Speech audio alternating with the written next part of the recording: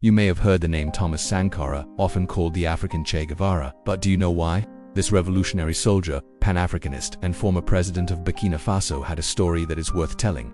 Let's dive in. Born on December 21, 1949 in Yako Upper Volta, today's Burkina Faso, Sankara grew up in a modest family. Despite his father being a chief, the family wasn't wealthy. Young Thomas received a military education, first training in Madagascar and later in France. It was during his time in Madagascar that he witnessed people rising up against corruption and poverty, an experience that profoundly shaped his revolutionary ideas. Upon his return to Upper Volta, Sankara rose through the ranks to become a captain in the army. He was known for his strict discipline and charismatic leadership. Unlike many of his fellow officers who were out of touch with the struggles of the common people, Sankara was deeply connected to the realities faced by ordinary citizens. By the early 1980s, Upper Volta was a mess. Poverty, corruption, and heavy dependence on France, its former colonizer, were just some of the issues plaguing the nation. It was a breeding ground for discontent and instability. Then on August 4, 1983, at just 33 years old, Sankara seized power in a coup alongside young soldiers and disgruntled civilians. The target was the government of Lieutenant Colonel Sezo Stripo. Why? Because it was seen as a puppet regime backed by France and complicit in the country's woes. Sankara quickly established a revolutionary government committed to radical change. He started by changing the country's name from Upper Volta to Burkina Faso, meaning land of upright people. This was more than a symbolic gesture. It was a declaration of intent. Under his leadership, Burkina Faso took steps towards true independence and self-sufficiency. Sankara rejected foreign aid, which he saw as a new form of colonialism. He pushed for African unity and independence from Western powers.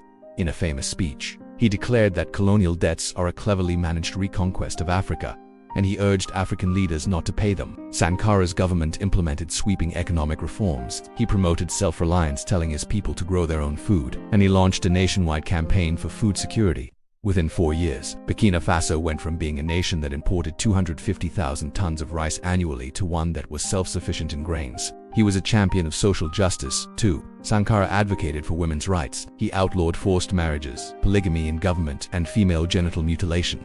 He appointed women to key positions in government, including in his cabinet and as ambassadors. Sankara also made significant strides in health and education. His government launched mass vaccination campaigns against polio, measles, and meningitis, dramatically reducing child mortality rates. He also started literacy programs and encouraged local languages to be used in schools. But it wasn't just about grand policies. Sankara led by example. He lived a simple life. He either rode a bicycle or drove a modest Renault 5 instead of a luxury car. He cut government privileges.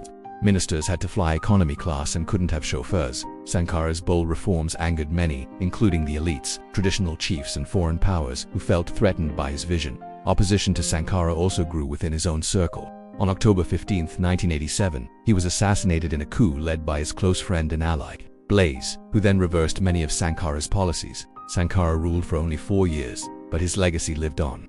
He was celebrated across Africa and beyond as a symbol of integrity, justice, and African pride. Statues, murals, and movements keep his memory alive, especially among young Africans who see him as a beacon of hope in the struggle against corruption and neocolonialism.